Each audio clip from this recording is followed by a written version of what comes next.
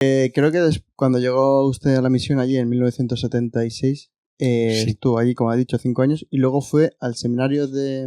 Fui al seminario, a empezar el seminario mayor, que era de Addis Abeba. El que me mandó a abrir el seminario fue el arzobispo de Addis Abeba, pero enseguida que las otras diócesis oyeron que había un seminario en Addis Abeba, enseguida le empezaron a pedir al arzobispo de Addis Abeba que admitiese seminaristas en su seminario, y entonces pues empecé con 4, el primer año estuve 6 años, el sexto año eran 33 seminaristas. ¿Y cómo recuerda esa época? Ahora que...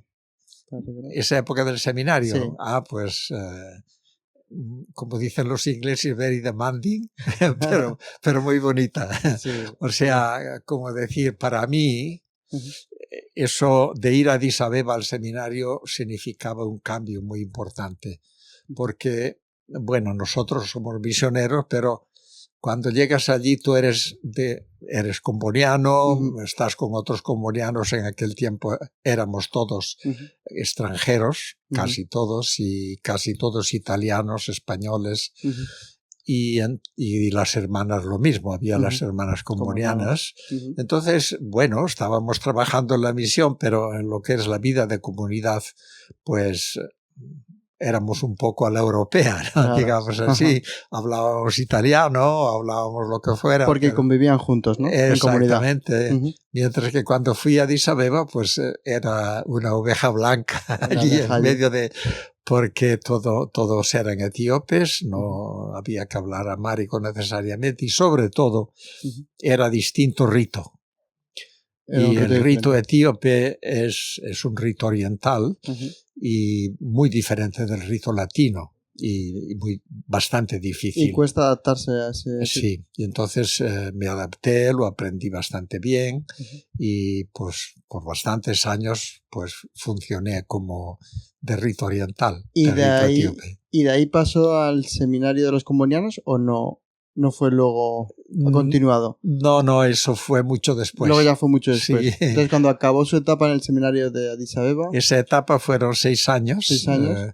Y después vine a Europa por un cierto tiempo. Después volví y estuve en una misión de primerísima evangelización en una tribu muy marginal, una tribu que está emparentada con Sudán. Es en la frontera con Sudán.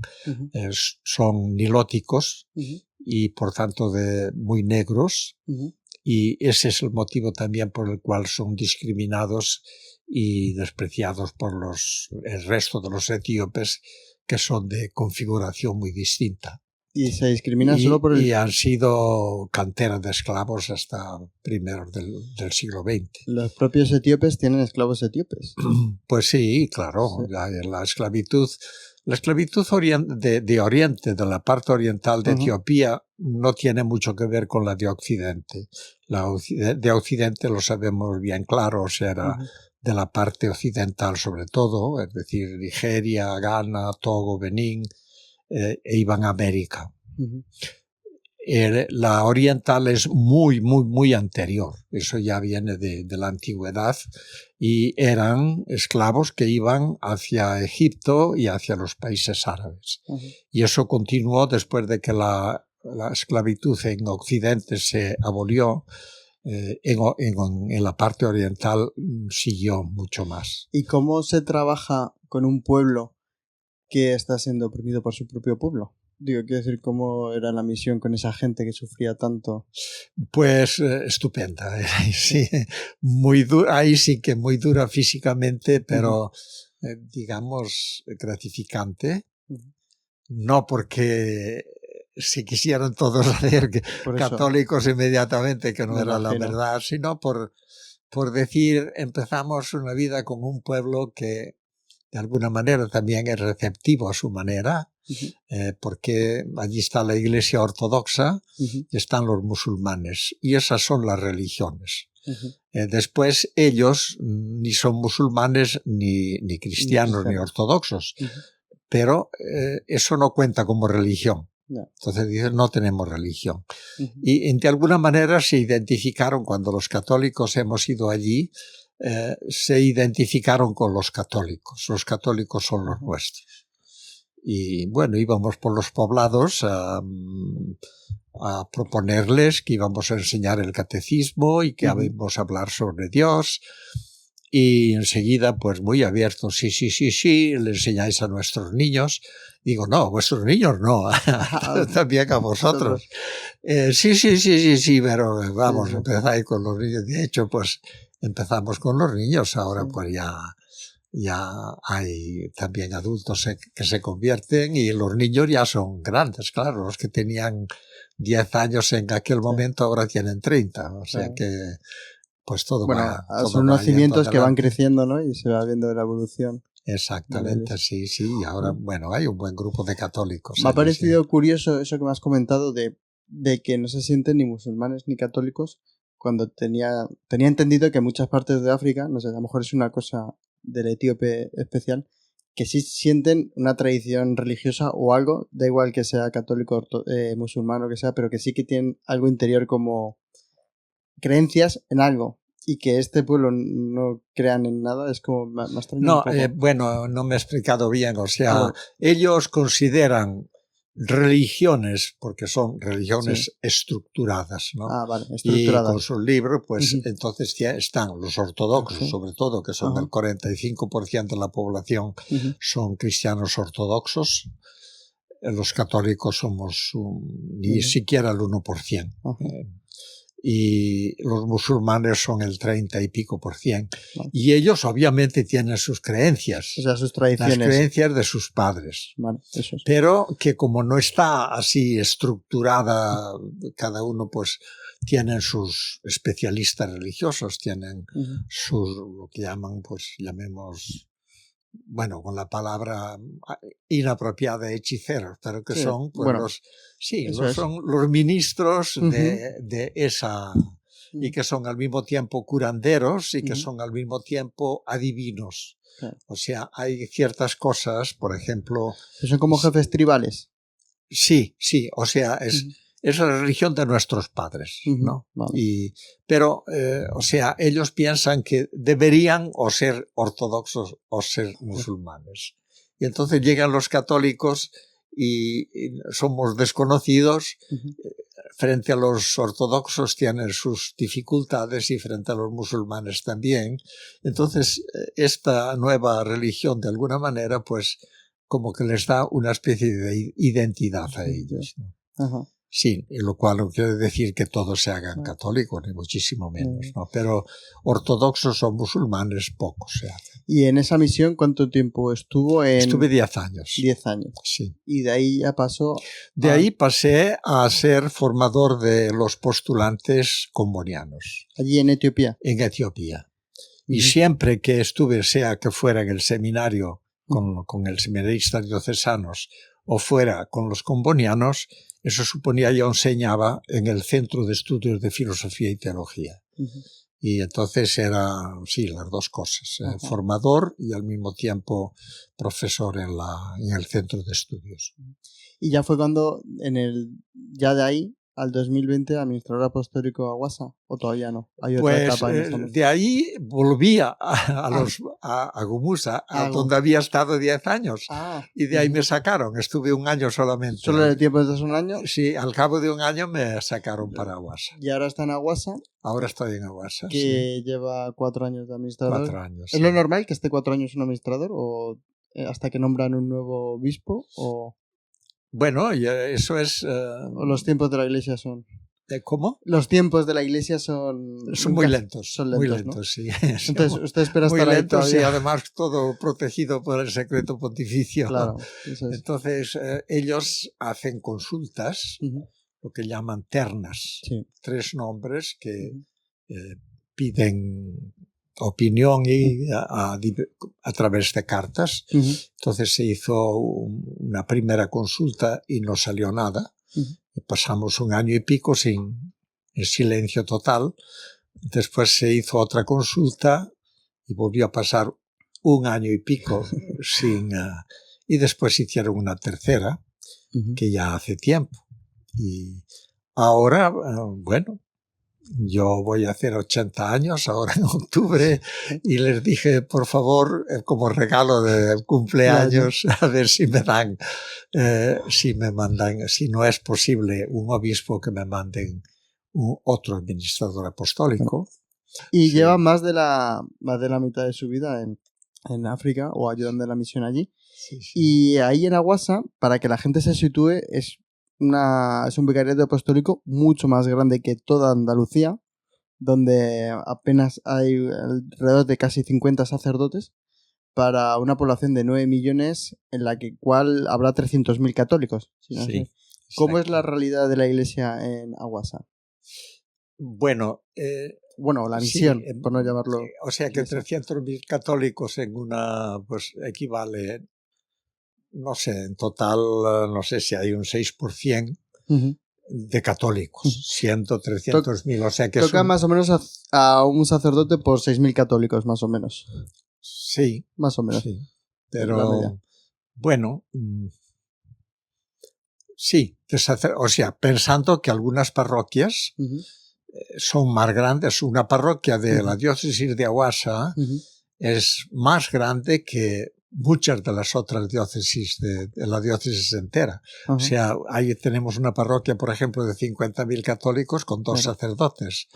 Y pocas diócesis de las otras 13 diócesis que hay pocas llegan a tener 50.000 católicos y a lo mejor tienen 20 sacerdotes, ¿no? O sea que la desproporción es muy grande. Bueno, en la diócesis hay 6 grandes tribus. 2 de ellas son oromos y las otras pues son diferentes, son del sur. Pero la tribu donde más directamente hemos trabajado y donde más católicos hay es una tribu que está muy cerquita de Aguasa, o sea, la que rodea a Aguasa. Aguasa es la capital de una región que se llama Sidama y los sidamos son 4 millones, ¿no? Ahí es donde está la mayoría de las parroquias. Después ya lejos, porque desde Aguasa hasta Kenia hay 500 kilómetros, pues ya la última, la tribu de los Borana, ahí trabajan los misioneros espiritanos. Tienen 3 parroquias y claro, ahí hay mucha menor gente, muchos musulmanes y claro, hay muy poquitos católicos. Se hace labor más bien social y claro, es muy diferente de unas partes a otras. Pero sí hemos ido viendo que el número de católicos ha ido aumentando y el porcentaje también. Eso es que bueno, el número de católicos, ese vicariato se lo entregaron a los comunianos en el año 64 con 0 católicos. Eso. Y entonces, claro, en los comunianos también en aquel momento, en el año 64, era el máximo de ordenaciones cada año. O sea, había muchas vocaciones. Después también nos expulsaron de Sudán y eran 150 misioneros que de la noche a la mañana había que buscarles un sitio. Entonces, pues mandaron muchos misioneros y fue una evangelización un poco masiva.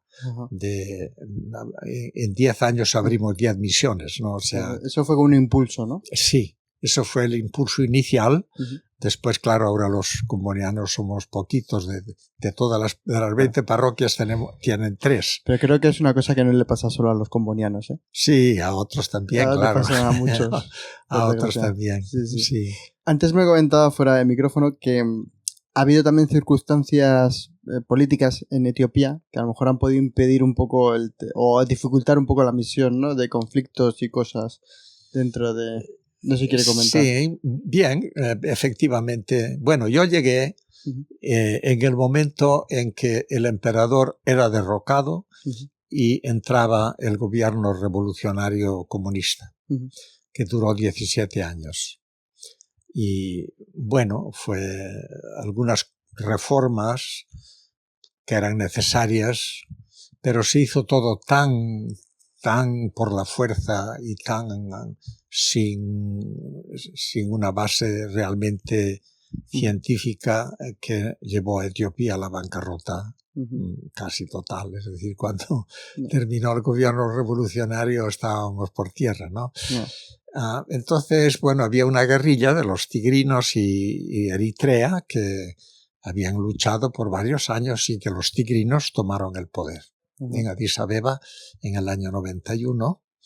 Y entonces aquí entra un periodo de prosperidad, paz y prosperidad. Hasta que, pues, las cosas se corrompen por sí mismas. Y entonces este gobierno, al final, la corrupción era institucionalizada, sobre todo porque favorecía a los que en el gobierno eran los tigrinos y llevaban a su tierra pues las ventajas principales. Entonces hubo revueltas hasta que por fin dentro del Parlamento hubo una especie de, llamémosle golpe de Estado, ¿no? En el cual eligieron, o sea, por elección eligieron a otro presidente y entonces era un oromo y entonces ya él inmediatamente pues cambió los mandos del ejército, etcétera, los principales, y entonces los tigrinos se quedaron, se fueron a su región, se arrocaron allí, o sea, ya se preveía que la guerra iba a venir antes o después. Y así vino. O sea que en ese momento Etiopía está terriblemente dividida, hasta el punto de que pues la posibilidad de una desmembración, yo creo que no, pero está en el aire. O sea, podría ser que resultasen 2 o 3 o 4 naciones. Yo no sé si eso es viable hoy, pero o sea, y es por bases tribales, por bases étnicas. Está el grupo de los tigrinos, está el grupo de los Amara y está el grupo de los Oromo.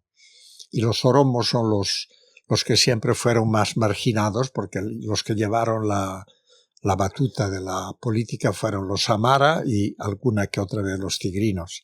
Los Oromos siempre han estado marginados, pero son la mayoría. Son 1/3 de la población etíope.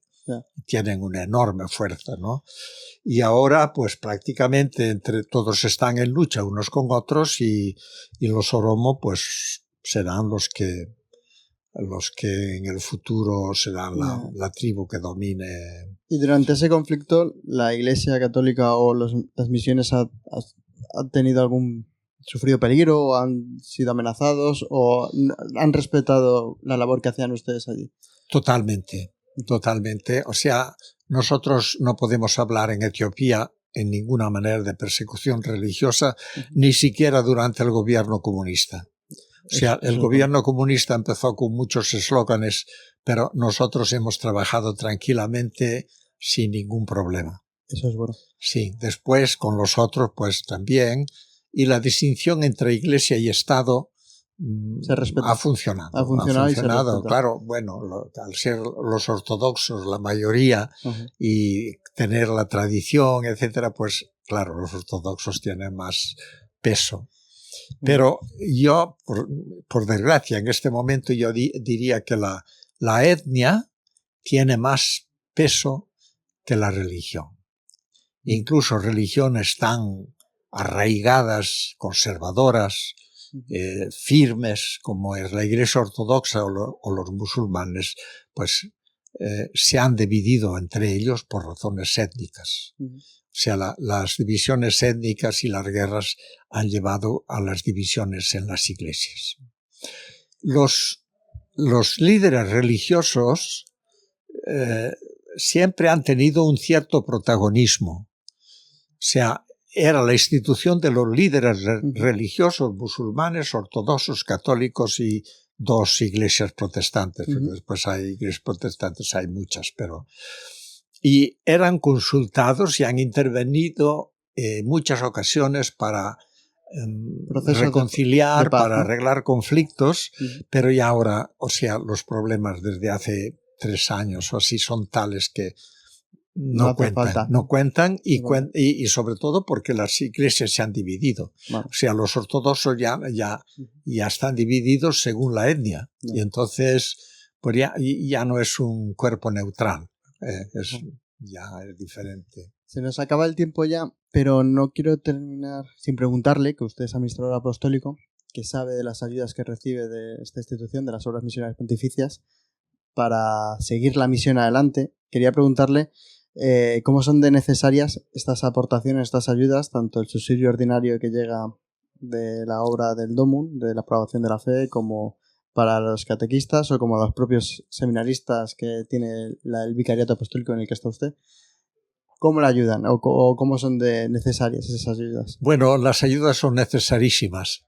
En primer lugar, porque la Iglesia Católica, en este sentido, es muy diferente de la ortodoxa o de los protestantes, que ya desde el principio ellos contaban con su gente, no dependían del exterior. La Iglesia Católica dependió muchísimo, muchísimo del exterior, y eso ahora para nosotros es un enorme peso y un enorme problema, porque nosotros no conseguimos llevar lo que tenemos sobre las espaldas, ¿no? Entonces, la ayuda de las obras misionales pontificias es muy importante, no es la única, ciertamente, pero tenemos dos, lo que se llaman subsidios ordinarios, que son un subsidio ordinario para la misión, un subsidio ordinario para el seminario y un subsidio para catequistas. Y eso es todos los años una determinada cantidad. Y después tenemos 3 proyectos. 3 capillas, ¿no? No sé si o sea, tenemos opción a presentar 3 proyectos extraordinarios eso cada año. Y entonces, pues hemos ido presentando y de alguna manera tenemos una cierta seguridad de que cada año de las obras misionales recibimos esos 3 proyectos. Qué bueno. Y bueno, y si no los terminamos, a veces pasa eso, que no nos llega el dinero porque, claro, allí la inflación es enorme. No. Y el dinero. Entonces nos dicen, bueno, apliquen otra vez para el año próximo. Y entonces otra vez volvemos a aplicar y cuenta como un proyecto para el año siguiente. Pero es una ayuda muy bienvenida y sobre todo porque está muy bien regulada. O sea, tú mandas a otra organización, no sabes si te lo van a conceder, no sabes los criterios, etc. Con obras misionales está todo regulado y bueno, es una ayuda que nos viene muy bien. También saben que cuentan con nuestras oraciones, que también es importante, que rezamos mucho por las misiones. Pues gracias, eso nos hace falta, sí. Y nada, yo creo que ya hemos terminado. Si quiere decir algo antes de acabar, y aprovechando que todavía estoy aquí en España, si quieres saludar o decir cualquier cosa. Muchísimas gracias. Yo, pues, agradezco mucho a las obras misionales porque desde que salí del seminario de Orense, soy nativo del seminario de la diócesis de Astorga, pero fui al seminario de Orense y desde que salí hacia los combonianos, sumamente ligado a la delegación de misiones, también aquí y también en Roma. O sea, pues a la gente que está en Roma a cargo de los proyectos tenemos una relación muy buena entre nosotros. O sea que obras misionales para mí me da como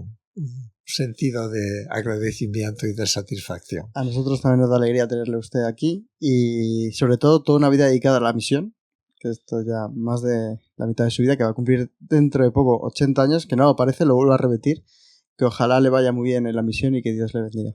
Muchísimas gracias.